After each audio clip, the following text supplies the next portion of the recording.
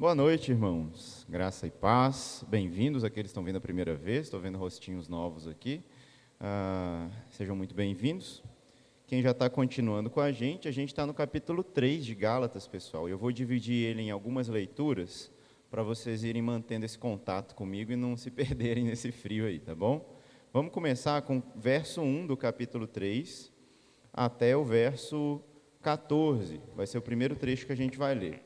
Hoje, se a gente conseguir vencer o capítulo 3, já está de bom tamanho, tá? Porque no capítulo 4, Paulo vai repetir muita coisa que ele vai falar no 3. Então, o 4 a gente vai só passar assim voando. Hoje ou no próximo encontro.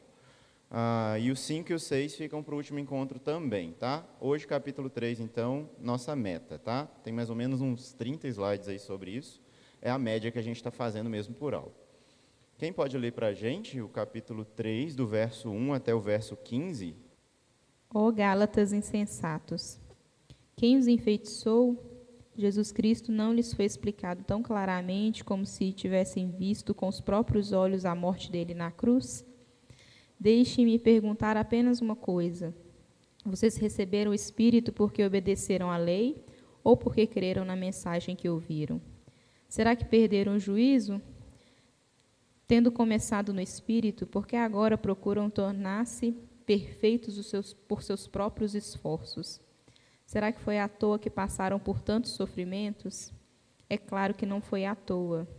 Volto a perguntar: acaso aquele que lhes deu o Espírito e realizou milagres entre vocês, agiu assim porque vocês obedeceram à lei ou porque creram na mensagem que ouviram? Da mesma forma, Abraão creu em Deus, e assim foi considerado justo. Logo, os verdadeiros filhos de Abraão são aqueles que creem. As Escrituras previram esse tempo em que Deus declararia os gentios justos por meio da fé. Ele anunciou essas boas novas a Abraão há muito tempo, quando disse: todas as nações da terra serão abençoadas por seu intermédio. Portanto, todos os que creem participam da mesma bênção que Abraão recebeu por crer. Contudo, os que confiam na lei para serem declarados justos estão sob a maldição, pois as Escrituras dizem: maldito quem não se mantiver obediente a tudo que está escrito no livro da lei. É evidente, portanto, que ninguém pode ser declarado justo diante de Deus pela lei, pois as Escrituras dizem: o justo viverá pela fé. A lei, porém, não é baseada na fé, pois diz: quem obedece à lei viverá por ela. Mas Cristo nos resgatou da maldição pronunciada pela lei, tomando sobre si a maldição por nossas ofensas. Pois as Escrituras dizem: maldito todo aquele que é pendurado no madeiro. Por meio de Cristo Jesus, os gentios foram abençoados com a mesma bênção de Abraão, para que recebêssemos pela fé o Espírito prometido. Irmãos, apresento-lhes um exemplo da vida diária. Ninguém pode anular ou fazer acréscimos a uma aliança irrevogável. Obrigado. Vamos só até aí por enquanto. Já no começo do capítulo, a gente pode fragmentar em 2 sessões, até onde a gente leu em 3 sessões. A primeira é a própria experiência dos Gálatas, né? Como que a vida deles com Deus já dava um testemunho de que eles tinham sido salvos, antes mesmo de virem com esses discursos de que era obrigatório que eles cumprissem a lei. O segundo ponto aí é o exemplo de Abraão e outros exemplos do Antigo Testamento também, citando aí Levítico, Deuteronômio e Abacuque, tá? Vamos parar nesse A, B e C ainda por enquanto, e aí a gente lê de novo o restinho para avançar. O que Paulo vai dizer aqui no capítulo 3, pessoal, é muito importante para a gente, porque até agora a gente veio apresentando tudo que ele ia falar. A gente foi falando, essa carta Paulo vai falar disso, vai falar daquilo, o contexto no qual ele produziu essa carta é este, é aquele, etc, etc, etc. E chega um momento, então, em que Paulo, através de várias confrontações menores e citando a sua própria experiência de conversão e a experiência com os apóstolos, ele chega no ponto X da questão, né?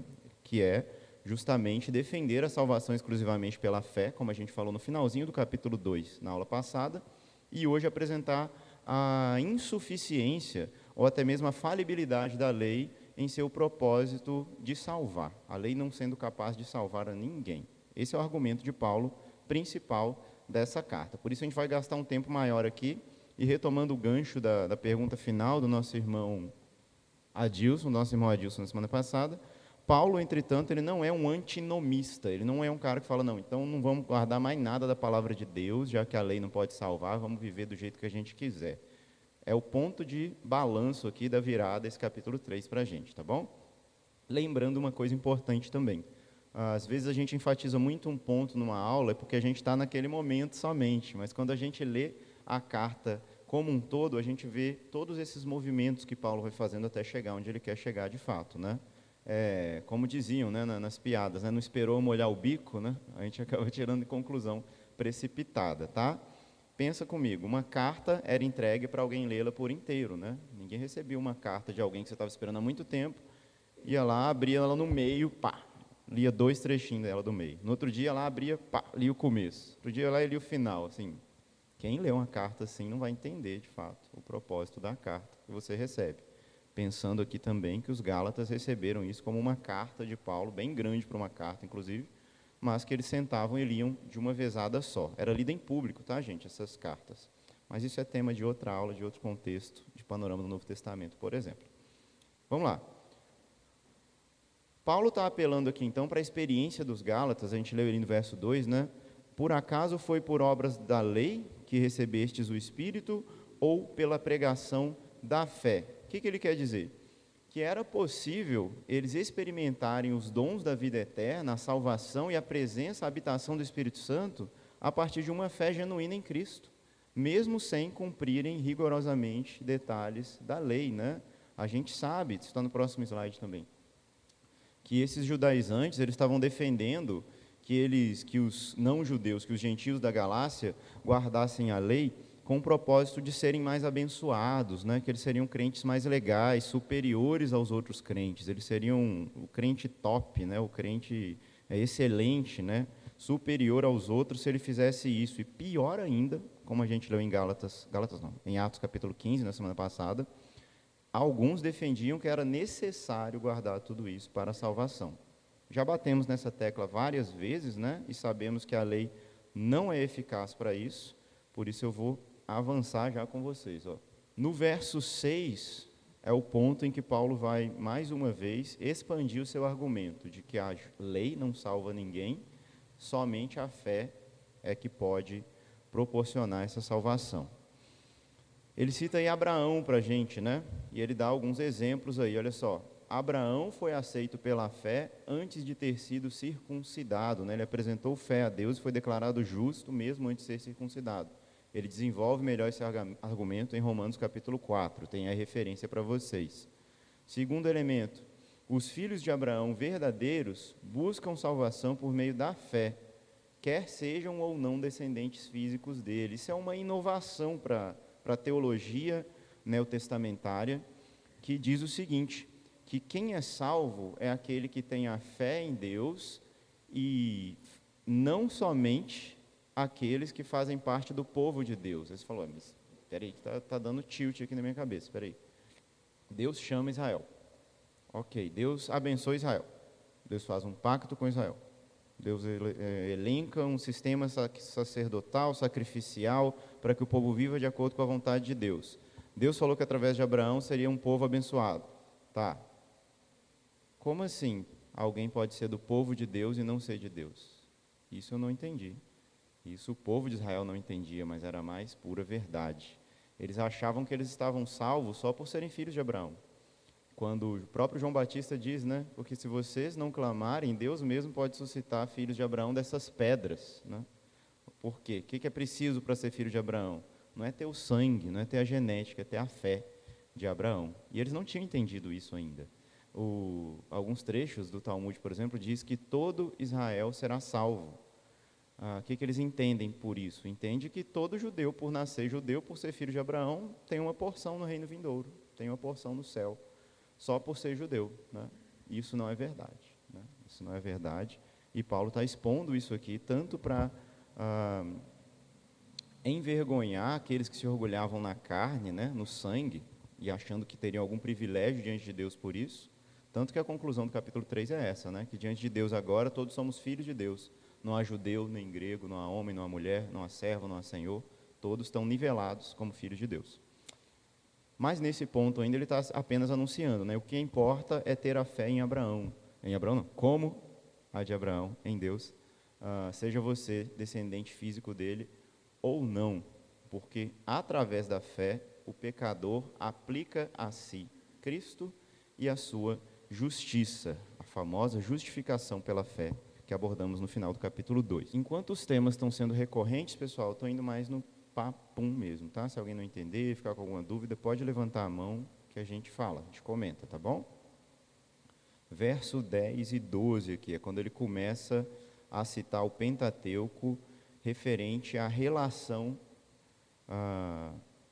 correta com a lei, ou errada, né? Olha aí, ele cita aqui no finalzinho do verso 10, é um trecho de Levítico, ou de Deuteronômio, deixa eu ver aqui, Deuteronômio 27, 26. Maldito todo aquele que não permanece em todas as coisas escritas no livro da lei para praticá-las. Lembra que eu falei disso semana passada, né? A justiça da lei é aquela decorrente que você precisa cumpri-la toda, em todos os momentos de sua vida. Basta um único delito para que você seja condenado de desobedecer toda ela, né? Como eu disse, de um crime que se comete também. Você pode ter uma vida certinha, foi lá cometer um crime, vai dar ruim para você, né? Mesma coisa assim no cumprimento da lei. Ele coloca aqui também no final do 12, olha, aquele que observar os seus preceitos, por eles viverá. Quem conseguiria fazer isso, pessoal? Está escrito aí, né?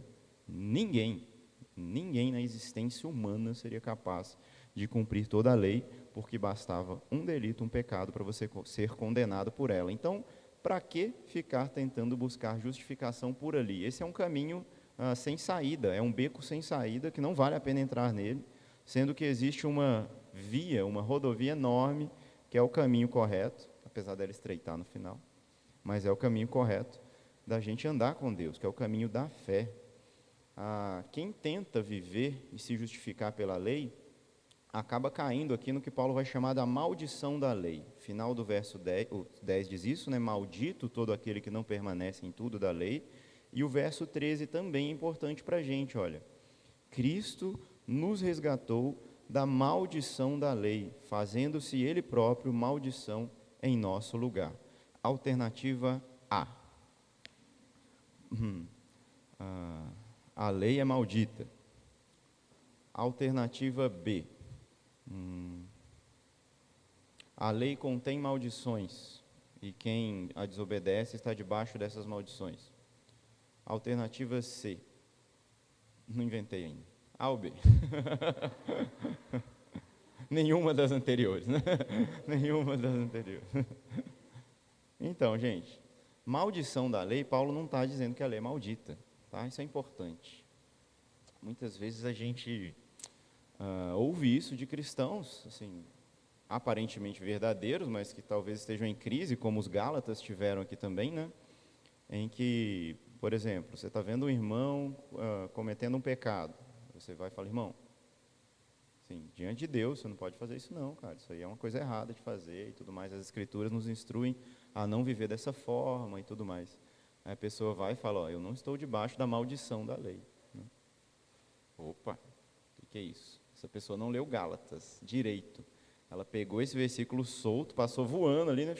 Ele catou e se apropriou dele de maneira incorreta, né? Porque Paulo não está dizendo que as ordenanças de Deus são malditas.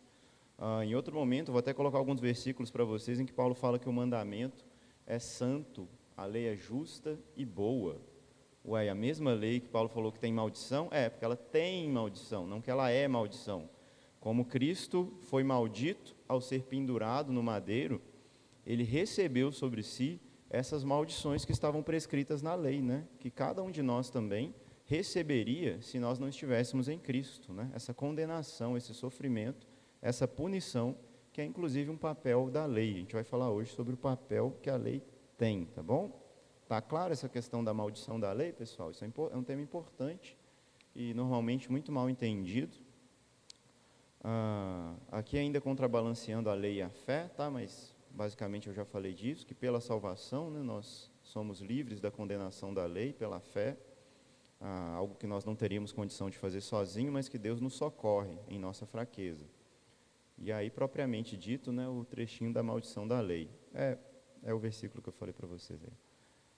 A lei é santa, o mandamento justo e bom. Uma vez que todos transgrediram a aliança de Deus, ao infringir a lei, todos merecem receber a punição da lei. Porém, Cristo assumiu a maldição em nosso lugar, concedendo-nos a paz com Deus. Ele se fez o maldito. Tem gente que se escandaliza com a cruz, né? É porque é um motivo de escândalo mesmo, né, gente? Mas pensa comigo, cruz está muito distante para a gente, já virou um símbolo popular, pop, né, assim, cristianismo. Time de futebol usa cruz, né, países usam cruzes na bandeira. Mas imagina que Jesus, ao invés de morrer na cruz, fosse nos dias de hoje, Jesus morresse com um tiro de revólver. Pá! Né? E aí os seguidores de Jesus iam andar com um revolvinho no pescoço. Iam pendurar um revólver na igreja. Né? O revólver, né? Dá uma sensação estranha, não é? Você imagina, entrar na igreja e ter um trabuco lá pendurado, né? Você fala, como assim? O que esses caras estão fazendo? É o mesmo efeito da cruz de Cristo, pessoal. É isso mesmo, né? Porque quem morre de tiro, gente, é bandido, né? Teve conflito com a polícia, de repente, pá, tomou uns tiros, né? Jesus está se colocando nessa situação, pessoal, do baleado, daquele cara que, assim, pô, assim, né? Não podia ser de outro jeito, não? Assim mesmo. A cruz tem esse mesmo efeito de escândalo. Essa é a maldição, né, que Jesus tomou sobre nós, tomou de nós sobre si, visivelmente, para que todo mundo realmente visse, se assustasse, se escandalizasse com aquilo. A cruz é motivo de escândalo, porque Cristo se fez maldito por nós. Vamos passar aqui.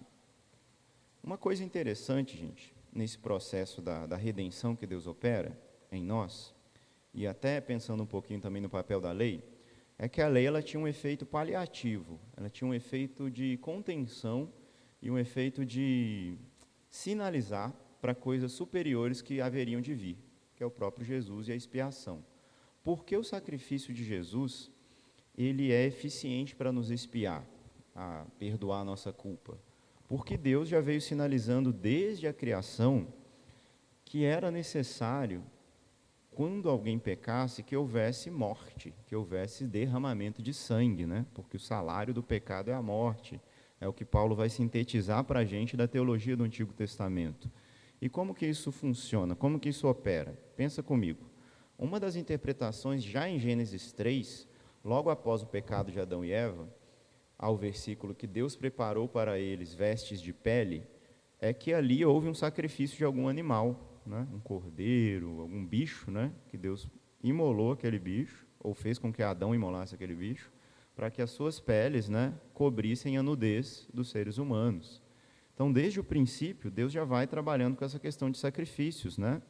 A gente tem já ali os descendentes de Adão e Eva, né? Caim e Abel. O que Deus pede deles? Que apresentem a ele um sacrifício, né? A gente não sabe se era uma oferta de ação de graças, se era uma oferta pelo pecado, né? A gente não sabe, mas já tem ali mais uma vez um derramamento de sangue, que é o sacrifício que Deus se agrada, que é o de Abel, enquanto Deus não se agrada do sacrifício de Caim, que foi um sacrifício de plantas, né? De vegetais. Novamente, na história da salvação, a gente vai vendo, vai caminhando, vai tendo outros sacrifícios, vai tendo Melquisedeque, aquele sacerdote misterioso, vai tendo Abraão, a aliança que Deus faz com Abraão, ele manda Abraão partir um carneiro no meio, e Deus passa no meio daquele carneiro ali como um fogo, né, consumidor, para sinalizar o pacto que ele tinha com Abraão, e a gente chega até em Moisés. Isso é importante da gente pensar o papel legal dos sacrifícios, que é basicamente o livro de Levítico inteiro, né, que a gente geralmente despreza, mas é um livro muito útil e profundamente teológico, viu, gente? Inclusive, sinaliza isso que Cristo haveria de fazer. Chega em Levítico, a gente tem a instituição de todo um sacerdócio, como que Deus gostaria de ser adorado, quais são as condições de qualquer homem se aproximar de Deus, porque Deus é fogo consumidor, ele é inacessível, ninguém poderia chegar em Deus do jeito que quisesse, de qualquer maneira, né? Então Deus dá as regras que seriam usadas para que alguém se achegasse a Deus, e dentre essas regras estão a oferta, né?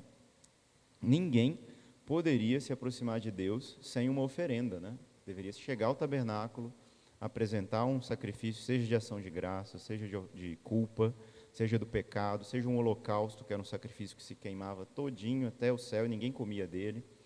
São formas que Deus vai apresentando ali.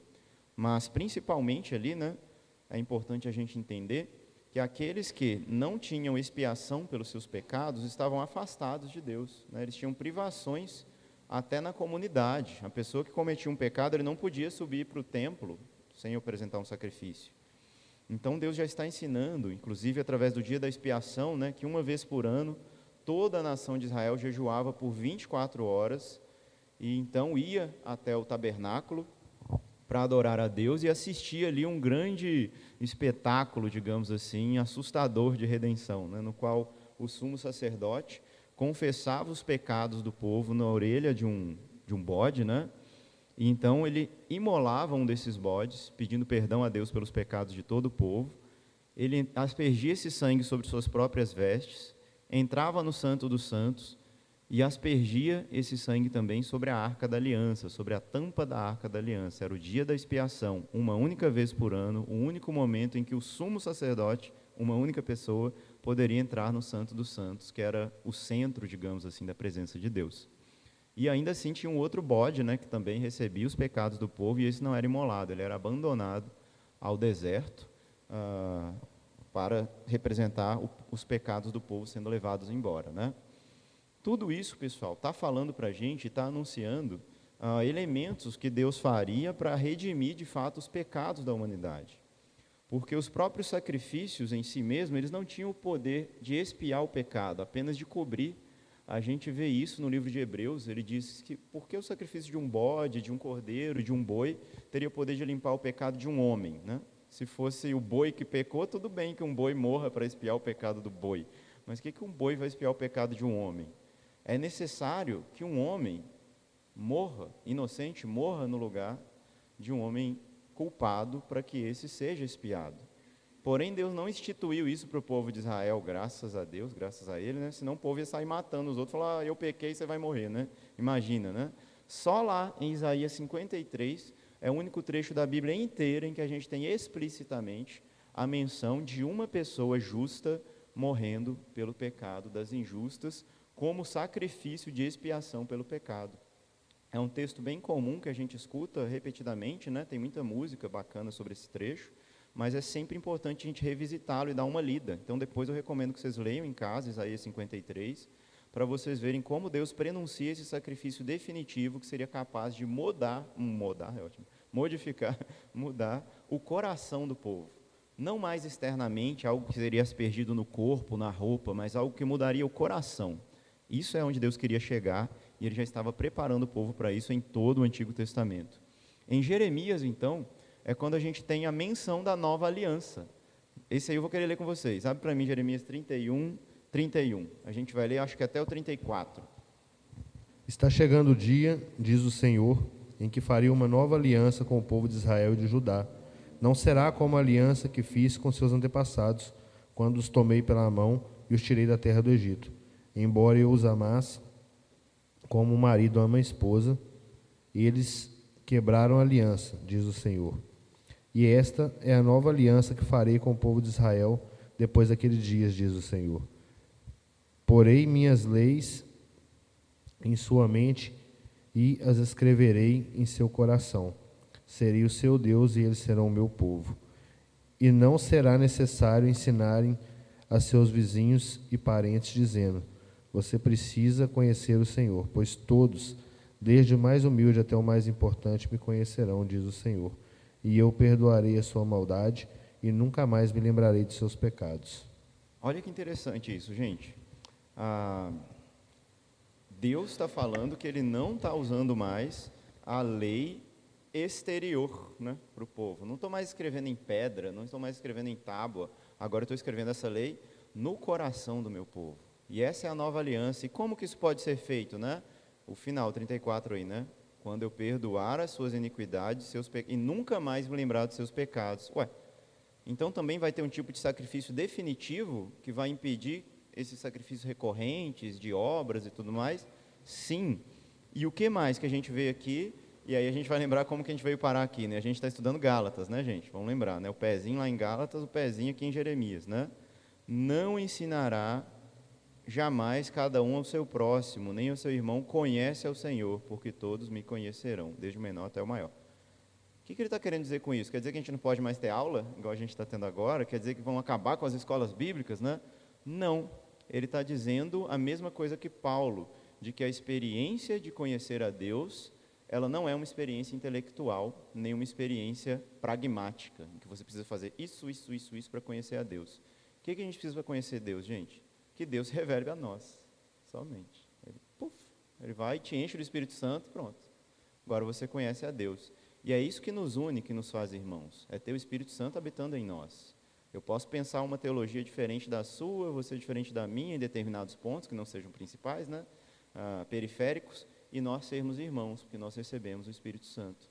Está vendo como a profecia de Jeremias, que se amarra com a de Isaías, que já estava previsto nos sacrifícios de Levítico e desde Adão, sinalizam aquilo que já está acontecendo na era da graça, né? Já está acontecendo ali no livro de Gálatas. Deus já está cumprindo Jeremias 31 na nova aliança, através de Jesus Cristo, né? Ele é o sacrifício definitivo e através dele nossos pecados já foram perdoados. Por isso, Gálatas, quando vocês receberam o Espírito Santo, foi pela fé ou foi pelas obras, né? Por que vocês já estão na nova aliança e desprezando tudo isso e querendo voltar para a dispensação da velha aliança, né? Em que vocês precisam sempre oferecer sacrifícios para serem perdoados, ou achar que estão cumprindo toda a lei para serem justificados? Saiam dessa. Isso não tem nada a ver com o que Deus já fez em vosso meio, né? Esse é o argumento principal de Paulo, tá? Então podemos voltar para Gálatas. No verso 14, né, ele fala que tudo isso aconteceu para que a bênção de Abraão chegasse aos gentios, né? Ora, os gentios, tanto da época quanto nós, né, pessoal? Nós fomos alcançados por essa graça, por esse derramar do Espírito Santo, e nós temos a fé de Abraão a ponto de podermos nos chamar filhos de Abraão, porque Deus nos alcançou na promessa de Abraão, derramando sobre nós o seu Espírito Santo também, né? Por isso a gente lê isso aí, para que pela fé recebêssemos o Espírito prometido. Perguntinha que não está aqui em Gálatas, mas eu acabei de dar a resposta, se você prestar atenção você vai saber. O que Jesus foi fazer no céu? Ou a primeira coisa que ele fez quando ele subiu? Ou a missão, né? Qual foi a missão de Jesus ao subir ao céu? Na mosca, né? Enviar o Espírito Santo, né? Ele falou isso, que ele ia fazer isso lá em João 14, João 16, né? Porque ele está cumprindo, segundo Atos 2, a profecia de Joel 2, que no fim dos tempos Deus derramaria o seu Espírito sobre toda a carne. Olha aí, amarramos isso também com Jeremias, né? A presença e a habitação do Espírito Santo foi algo que Jesus enviou para que, sim, ele formasse sua nova comunidade, né? Seu novo povo. Não é um povo mais aliançado pela circuncisão, por uma marca na carne, mas é um povo com uma marca no coração, com uma transformação de vida. É isso que Jesus inaugurou e que Paulo está reafirmando aqui, e essa era a promessa feita a Abraão, tá bom? Vamos continuar aí, gente. Dá para ler agora do verso 16 até o verso 22, por favor, de Gálatas 3, para a gente explicar essa parte. Ora, Abraão e o seu descendente foram feitas as promessas. Não diz a seus descendentes como falando de muitos, mas como um só. Até os descendentes é Cristo. E digo isso ao testamento anteriormente confirmado por Deus. A lei que veio durante 430 anos depois não invalida de forma inoperante a promessa, pois se da lei provém a herança, já não provém mais da promessa, mas de Deus, pela promessa a que deu gratuitamente a Abraão. Logo, para que a lei foi acrescentada por causa das transgressões, até que viesse o descendente a que a promessa tinha sido feita, e foi ordenada por meio de anjos pela mão de um mediador. Ora, o mediador não é só um, mas é Deus, um só. E a lei, então, conta as promessas de Deus? De modo nenhum, porque se fosse dada uma lei que pudesse vivificar a justiça, na verdade, teria sido pela lei, mas pela escritura se encerrou tudo abaixo do pecado, para que a promessa pela fé em Jesus Cristo fosse dada para os que creem. Muito obrigado, minha irmã. Olha só, Paulo está fazendo um joguinho de palavras aqui, muito importante aqui no texto hebraico, que é sobre a palavra zerá em hebraico, ou esperma em grego, que quer dizer semente, que quer dizer descendente, que quer dizer descendência, e pode ser entendido, então, por algo no plural, com sentido plural também, né? Descendentes. Mas é uma palavra no singular com sentido coletivo, né? Que a gente pode pensar. Paulo percebe, isso aqui é interessante, fazendo só um pezinho assim, na inspiração das Escrituras, que toda a Escritura é inspirada por Deus, palavra por palavra, né? Tanto que Paulo pega uma exegese assim, do Antigo Testamento, na palavra original que foi escrita lá, o teu descendente. Porque Deus prometeu para Abraão que, através do descendente dele, todas as nações da terra seriam abençoadas? Será que ele está falando de Israel? Ou será que Deus está falando de uma pessoa, de um único descendente de Abraão? Aí a gente pode parar para pensar e ficar refletindo, né? Olha, a missão de Deus para Israel, de fato, era que Israel fosse luz para as nações. Deus chamou um monte de descendentes, no plural, de Abraão, para que as nações da terra conhecessem quem é o Deus verdadeiro. E como Ele é justo, como Ele é bom, ao ver esse povo obedecendo às suas leis, com situações de justiça, de integridade, com povos que se aproximam de Deus conforme as leis que Deus estipulou, né, de sacrifício, de oferendas, um povo alegre, um povo que cuida dos órfãos, da viúva, que acolhe ao estrangeiro, um povo que foi escravo e por isso não escraviza ninguém com tirania, né? Tudo isso eram sinais da descendência, dos descendentes, no plural de Abraão, que seriam luz para as nações. Entretanto, né, os estudos de 3 anos de Paulo, que a gente falou na semana passada, fizeram ele perceber elementos na teologia do Antigo Testamento que não eram suficientes para se cumprirem no povo de Israel como um todo. Primeiro porque o povo sempre falhava, era infiel e nunca teve essa imagem de refletir a presença de Deus fielmente, né, por causa de seus pecados e de sua infidelidade.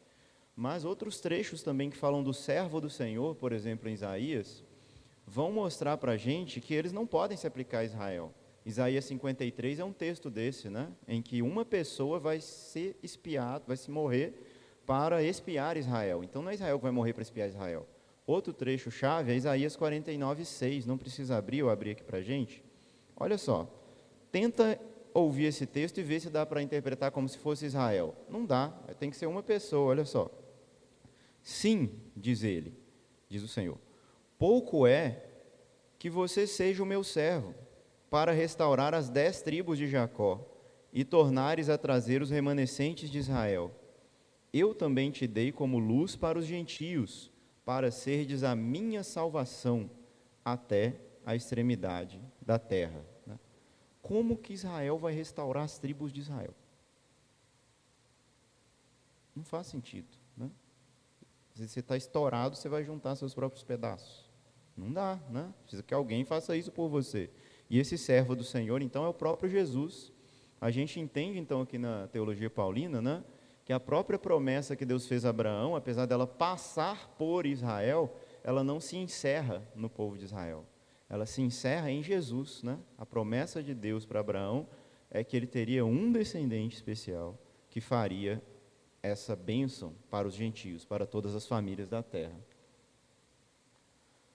Já falei disso, né? Porque Israel, né, sempre serviu a Deus, aprendia, sinalizava coisas de Deus, mas, mais uma informaçãozinha ali, ó, é através somente de Jesus, né, que a bênção de Abraão alcança todas as nações, né? É ele quem derrama o Espírito e redime para Deus um povo de toda língua, tribo e nação, como a gente vai ler lá em Apocalipse. Vamos continuar então, pessoal. Lemos até o verso 22 aí, né? E agora eu queria focar com vocês nessa sessão final aí, do 19 até o 22, olha. Qual é então a razão de ser da lei, ou seja, qual é o propósito da lei? Para que Deus deu a lei, então, se até agora eu só falei coisa ruim da lei, né? tanto eu quanto Paulo, ela deve ser então totalmente desprezada, ela não tem um propósito de ser, ou aquilo que ela deveria fazer, ela já fez, e hoje em dia então eu não tenho mais nada a ver com ela? Vamos iluminar isso aí, que é o propósito desse bloco final da aula, tá? E eu pretendo abrir para perguntas, vamos lá. Paulo já lista aí de cara, ó. Qual a razão de ser da lei? Ela foi adicionada por causa das transgressões. O que isso quer dizer? Vamos entender. Eu vou dividir a lei em 3 funções para vocês entenderem melhor o que Paulo quer dizer em toda a sua teologia, o que a Bíblia mesmo afirma sobre o uso da lei na continuidade do Antigo Testamento e o que na lei está descontinuado, o que da lei não se aplica mais. Vamos chegar nesse consenso aí. Primeiro vou ler com vocês. Primeiro, a lei não se opõe às promessas. Ela foi dada 430 anos depois que Deus prometeu para Abraão todas aquelas bênçãos, e Deus não deu uma coisa para contradizer aquilo mesmo que ele tinha dito que ele ia fazer. Senão Deus seria contraditório a si mesmo, né? Ele estaria mudando de ideia, mudando de plano, e Deus não muda, ele é imutável, né?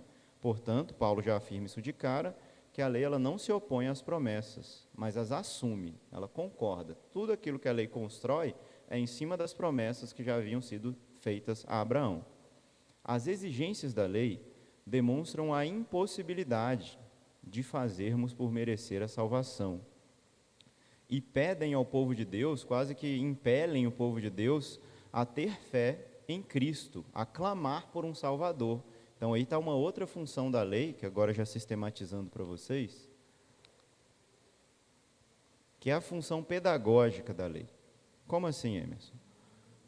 Quando eu tenho sobre mim todo aquele código rigoroso e exigente de como eu devo viver para agradar a Deus, eu me deparo com a impossibilidade de eu, ser humano falho, fraco e pequeno, ser santo como Deus é santo, ser justo como Deus é justo e imutável, sem qualquer variação de sombra, como Deus é luz, como Deus é puro. Em nossas imperfeições, olhando para a lei de Deus como padrão divino de como nós deveríamos ser, eu olho e vejo que eu sou um fracassado. Eu olho para um espelho e vejo e falo, falhei. Não consegui chegar onde Deus gostaria que eu chegasse. Com isso, então, ela revela 2 faces da mesma moeda. Primeiro, ela revela um Deus que é justo, que é perfeito e que é bom. E nessa mesma moeda, quando eu viro, ela revela o meu pecado. Ela revela que eu sou pobre, que eu sou fraco, que eu sou pecador, e ela me julga. É o que Paulo disse, pela lei eu estou crucificado com Cristo, né? Eu morri, porque é isso que eu mereço, né? Se eu for chegar diante de Deus, Deus, me dá o que eu mereço. Toma, né? Tchau, morre, morra, né? Tchauzinho, né? Agora, Deus, tenha misericórdia de mim, como o homem chegou orando, né? O publicano, né? Aí sim, né? A gente pode ser que alcance misericórdia, e alcança sim. Ela nos leva, então, a buscar a Cristo para a salvação, né? Lembra foi na cruz, onde um dia eu ensino, né? Como é que é? Mas um dia senti os meus pecados e vi sobre mim a espada da lei, né? E aí? A lei chegou para mim, eu cheguei para ela, pum, foi uma espada, né? O que eu faço? Ou eu morro nessa espada, ou eu fujo dela para algum abrigo seguro, né? É o que a música fala, né? Apressado fugi, em Jesus me escondi e abrigo, né? Seguro nele achei. É isso que é o papel da lei, gente. É mostrar para a gente que Deus é sério, que Deus é justo e que Ele não está brincando com o mundo nem com os seres humanos, tá? Então, esse é o primeiro papel da lei. Pensa comigo, a lei ainda serve para isso nos dias de hoje? Com certeza, né? Quando eu olho para os 10 mandamentos, quando eu olho para a lei de Deus, para as exigências morais de Deus e para o padrão de santidade de Deus, o sede santos, pois eu sou santo, não está no Novo Testamento, está em Levítico, capítulo 11, né? Isso me lembra disso. Então, é uma função da lei que ainda é válida. Quando Paulo, então, está condenando o legalismo e as práticas de querer se justificar pela lei, ele não está condenando esse papel da lei de refrear as transgressões, que é justamente a segunda função. Função refreadora. A lei, ela não tinha o poder em si de mudar o coração. A gente viu que era necessária uma nova aliança que transformasse de dentro para fora. o ser humano, né? Mas ela poderia inibir as transgressões. Eu falei aqui do exemplo das placas de pare? Não, né? Pensa só, por que quando você está dirigindo, você não para em todos os cruzamentos que a preferência é sua? E você confia, de alguma forma, que tem uma placa de pare lá e as pessoas vão respeitar essa placa, né? 80, 70, 50% das vezes, né? Você confia, né? Porque você pode atravessar numa faixa de pedestre quando o sinal está fechado, a maioria das vezes também, né? Porque tem uma lei que está refreando a maldade. Por que todo mundo simplesmente não atravessa as placas de pare mesmo e tudo mais? Porque existe um medo da punição. Esse papel a lei de Deus também tem. Ela chega cheia de punições e condenações porque ela quer refrear o mal na sociedade. Então, em Israel, por mais que Israel viveu pecando diante de Deus, Deus tinha um parâmetro. Falou, olha, essa é a cerca, esses são os limites. Se você passar desse limite, você vai ser punido. Quem passava era punido. Deus não brincou com Israel em nenhum momento da história. Ele mostrou sua justiça através da lei. E aqueles que, olhando para aquilo, temiam e obedeciam, então, à lei, né? Eram preservados, eram abençoados. Deus estava ensinando um princípio civil de sociedade, no qual, através de ameaças e punições, né, o povo obedeceria, né? Hoje, isso já não se aplica para nós cristãos. Isso é importante a gente pensar. Na vida social, sim. Na vida civil, sem dúvida. Tanto que esse trecho da lei a gente chama de lei civil. Mas qual a lei civil que a gente segue? É a lei do nosso país, não é a lei civil da Bíblia, né? É a lei civil do nosso país, que também tem valia para nós. Agora, em termos condenatórios e salvíficos, né? Alguém é salvo ou alguém é condenado por causa desses princípios? Condenado, sim, mas salvo não.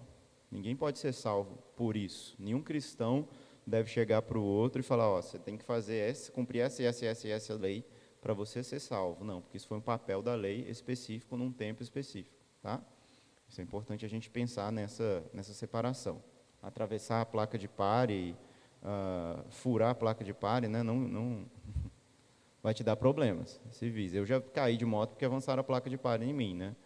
Mas você não vai para o inferno por causa disso, né? Você vai por causa de todas as outras coisas se Jesus não te salvar, né? Mas não por isso especificamente, né? O último uso, né? Ou a função moral da lei. E aí é o ponto mais especial, mais crucial, que se aplica a todo cristão ainda nos dias de hoje, né? A lei é cheia de princípios morais de Deus, que mostram o seu caráter, o seu padrão e como é viver bem, tá? A lei ela não foi colocada por maldição. Deus, vou dar uma lei para amaldiçoar esse povo. Fala, não, Deus deu uma lei para ensinar eles como viver da forma correta. Então, o cristão também, ele não vive sem lei para com Deus, né? Ele deve ter uns princípios dos quais ele deve obedecer. Muitos dos princípios da lei, pessoal, que foram relevantes e para a nossa vida diante de Deus, eles são reafirmados no Novo Testamento, né? A gente vê isso em várias passagens, né? E ainda assim, ele também cria princípios mais gerais que governam outros princípios menores da lei. Como assim? O amor a Deus e o amor ao próximo, acima de todas as coisas, por exemplo, eles resumem a lei. Resumir quer dizer que o que está lá está aqui também, de maneira mais condensada. Não quer dizer que eles substituem a lei. Vocês entendem isso, né? Assistir o resumo do filme é a mesma coisa que ver o filme? Não. Você tem elementos principais ali que dá para entender as linhas gerais, né? Mas se você quiser desfrutar da experiência toda mesmo, você precisa ver o filme, né? Livro é a mesma coisa. Esses mandamentos que Jesus coloca como os maiores dos mandamentos, ou até o princípio de que a lei se resume em fazer aos outros o que você quer que façam a você, eles não substituem ordenanças de Deus de não matarás, não roubarás, não adulterarás, não cobiçarás nada do seu próximo, de modo algum, né? Eles explicam, eles resumem, eles condensam, eles direcionam, tá? Pensa comigo, quando a gente lê Mateus 28, 19, a gente grava, ide por todo mundo, pregai o evangelho, né, a toda criatura, né? Mas ele não é o começo do versículo, né? O começo do versículo 19 é: todo poder me foi dado no céu e na terra, portanto, ide, tarará. Os 10 mandamentos é a mesma coisa. Deus não tirou o povo do Egito, assim, na marra, né? Não mate, não roube, não coma, não... Pronto, largou o povo. Não foi isso. Deus fez toda uma história de revelação, de salvação, de graça, de bondade, de abrir o mar vermelho, de mandar comida do céu, de aguentar a murmuração do povo, de mandar carne, de purificar água, de mandar água. E aí chega aos pés do Monte Sinai, 3 dias de santificação, e aí Deus separa o povo, sobe o sacerdote, pode passar daqui, não pode passar dali, quem passar vai tomar flechada ou vai ser consumido por fogo. E aí Deus vai e diz, né?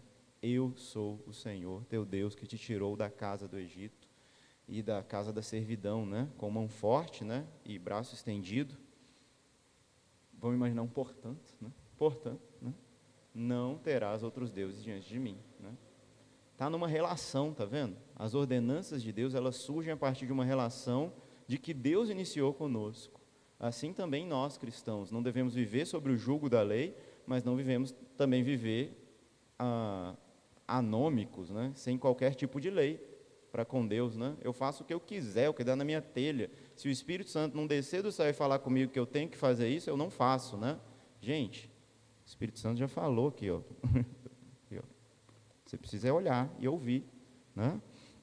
Então, olha só, o próprio Paulo, né, vai concordar com isso. Eu vou avançar esse, depois eu volto nesse. Quando ele diz, olha aí, o Paulo que estava batendo aqui nos legalistas, hein? Olha o que ele diz aí em 1 Coríntios 9, 21. Eu me portei para o sem lei, como se eu mesmo fosse sem lei, mas não estando eu para sem lei com Deus.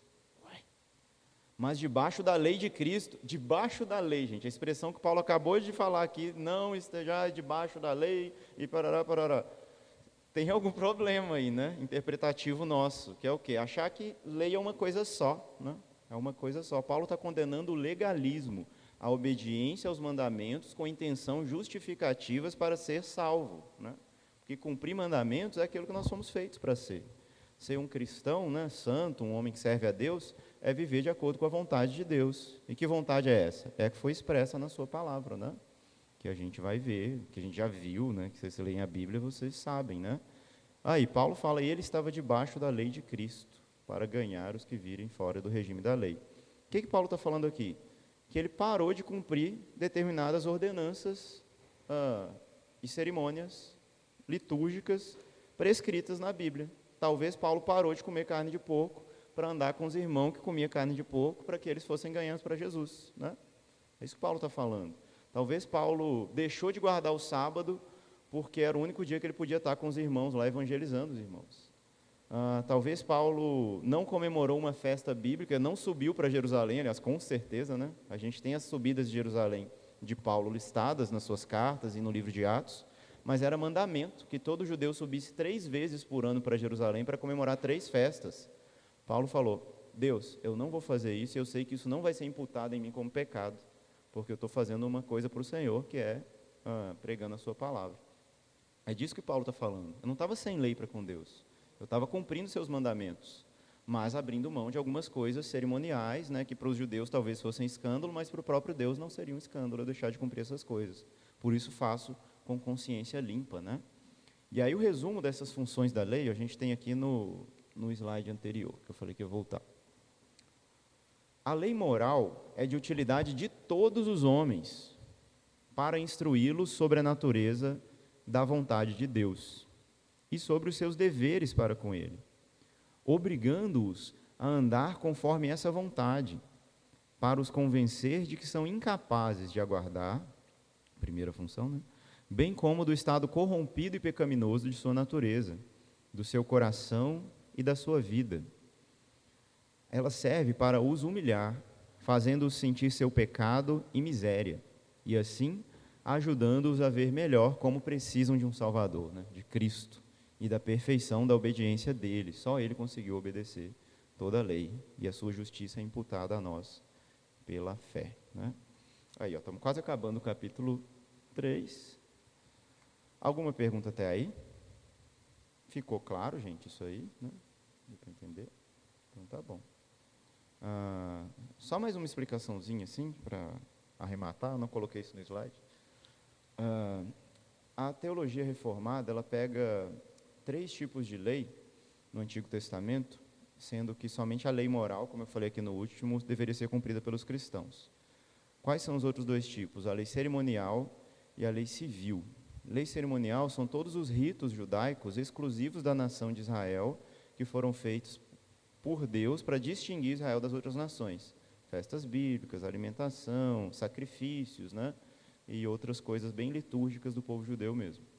A lei civil seriam essas leis administrativas da nação de Israel, como um país, né? E a lei moral foi isso que eu acabei de ler, que refletiam esses princípios de Deus, tá? Então pensa comigo, Emerson. Não ficou muito claro para mim. Eu tenho que cumprir a lei de Deus? Sim ou não, gente? Sim. Eu tenho que cumprir todo o Pentateuco? Não. O que, por exemplo, que é dispensável para mim como cristão cumprir da lei de Moisés? Leis cerimoniais, por exemplo.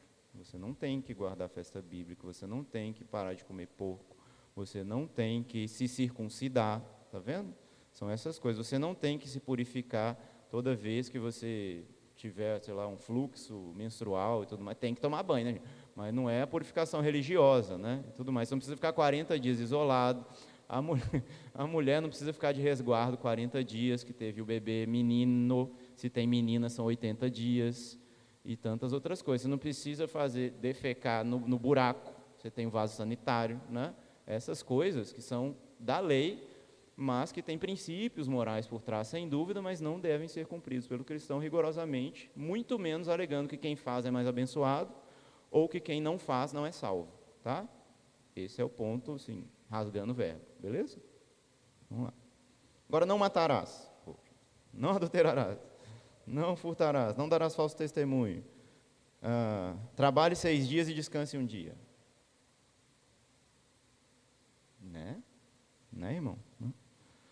Lógico que hoje tem escalas de trabalho diferentes, né, pessoal? Mas o princípio do descanso é um princípio da moral de Deus, tá? O cristão que trabalha de sol a sol, de lua a lua, o que ele não está reconhecendo? Que é Deus que está cuidando dele. Eu acho que é ele que está fazendo a força do braço, né? Precisa descansar, é um princípio moral que Deus deu, né? Se o próprio Deus descansou, o que será de nós, né? Meros mortais. Então o problema é o quê, gente? O problema é a lei? Não, o problema é a incapacidade humana de guardar a lei, e não a lei em si mesmo, que é fonte de rompimento do nosso relacionamento com Deus. Ela, então, né, a gente leu aqui, né, que ela foi adicionada por causa das transgressões até que, sim, tem parte da lei que teve uma vigência até determinado momento, e outra que continua, né? Qual parte da lei não tem mais vigência, Emerson, além dessas coisas que a gente não precisa cumprir? A condenação da lei para aqueles que estão em Cristo Jesus, né? Já não há condenação para aqueles que estão em Cristo Jesus. Você não deve, meu irmão, obedecer a Deus com medo do inferno. Talvez você veio para a igreja, você aceitou Jesus, você se batizou tremendo de medo de passar a eternidade pegando fogo, né? Mas essa não pode ser mais a sua motivação, né? Aquele que está em Cristo, né, deve estar com Deus não por medo da punição, mas por amor. Aquele que te acolheu, que te salvou, que te resgatou quando você não merecia, né? Esse é o ponto que Paulo está pegando aqui, quando ele chama a lei de Aio, que ela era aquele pedagogo, né? Era um escravo que cuidava das crianças e até ensinava elas lições de casa. Não estamos falando aqui do escravo do tráfico negreiro, né? É outro tipo de escravidão que a gente está falando, é um serviço que era prestado, em que ele cuidava dessa criança até que essa criança fosse capaz de fazer sozinho o que ela precisava fazer, né? Ou fosse passada para um outro tutor, né? Que estaria ali diante dela, ou ela mesma assumisse as responsabilidades de casa. Paulo compara a lei com isso. E a lei está nos guiando, está apontando para Cristo. Por isso, quando Paulo diz em Romanos 10:4 que o fim da lei é Cristo, ele não está dizendo Cristo acabou com a lei. Ele está dizendo a lei aponta para Cristo, né? A finalidade, o objetivo, o propósito de toda a lei é nos mostrar que a gente precisa de um Salvador, né? E nos levar até Jesus, seja fugindo da espada, ou seja, reconhecendo tamanha graça de Deus. Eu não li aí o do 23 ao 25, mas eu dispenso a leitura por agora, depois vocês leem em casa, tá? Ele fala aí que a condenação da lei não nos impede mais de herdarmos a bênção da aliança, porque a gente não confia mais na gente mesmo, a gente não acha que a gente vai estar lá porque eu fiz por onde, porque eu fiz por merecer, mas porque mesmo sem merecer, Deus foi bondoso comigo e misericordioso, que mesmo me salvando e me regenerando, quando eu tenho os meus deslizes e os meus pecados, que já não é mais o padrão, né? Isso é importante a gente falar, né? Não é mais a regra padrão de quando você não conhecia a Deus, agora são eventos esporádicos, né? E escassos. Deus está lá, me perdoando, declarando que eu sou dele, né? E que ele não abre mão de mim, né? Graças a Deus por isso. E por isso, então, né? Para a gente encerrar, então, do verso 27, do 26 para frente, aí eu vou ler. Pois todos vós sois filhos de Deus, mediante a fé em Cristo Jesus, porque todos quantos fostes batizados em Cristo, de Cristo vos revestistes. Dessarte não pode haver judeu nem grego, nem escravo nem liberto, nem homem nem mulher, porque todos vós sois um em Cristo Jesus. E se sois de Cristo, também sois descendentes de Abraão e herdeiros da promessa. Paulo não está aqui, gente, defendendo banheiros unissex. Paulo está defendendo simplesmente que, quanto à salvação, não existe mais distinção. Ninguém é salvo por algum privilégio étnico que tenha, sabe? Só o judeu vai ser salvo. Hoje em dia tem as heresias atuais da teologia negra, por exemplo, né? Que o negro foi tão oprimido na sociedade, né? Que ele precisa ter uma compensação. Qual é a compensação? Ele é o povo abençoado agora e o branco é o infeliz, né? Gente, por que a gente está levantando o muro que Jesus já derrubou, né? Não, a mulher é inferior ao homem diante de Deus, porque o homem é o cabeça, então a mulher é a cauda? Não, nada disso. Diante de Deus e quanto à salvação, somos todos iguais, todos nivelados como filhos de Deus. Nem o judeu é mais especial, nem o grego, nem o escravo, nem o livre, nem o senhor, nem ninguém. Todo mundo é igual diante de Deus, e somos todos filhos de Deus, por causa da adoção. Já parou para pensar que Deus só tem um filho, né? E esse filho unigênito é Jesus Cristo, né? O único, gerado desde a eternidade pelo Pai. Todos nós que nos chamamos com a boca grande de filhos de Deus é porque nós somos adotados, somos filhos adotados de Deus, fomos inseridos na família que a gente não fazia parte, pelo contrário, que a gente queria estar longe, né? Esse é o argumento de Paulo aqui, tá? Isso é importante a gente pensar. E em outros textos, por exemplo, Colossenses, Paulo vai defender ainda a necessidade de papéis, né, distintos entre homens e mulheres, entre patrões e funcionários, entre judeus e gentios também, entre filhos e pais, né? Isso continua. Tem papéis sociais que a gente ainda tem que cumprir. Mas quanto à salvação, somos todos iguais. Isso é até um princípio para a gente como pais que educa nossos filhos, né?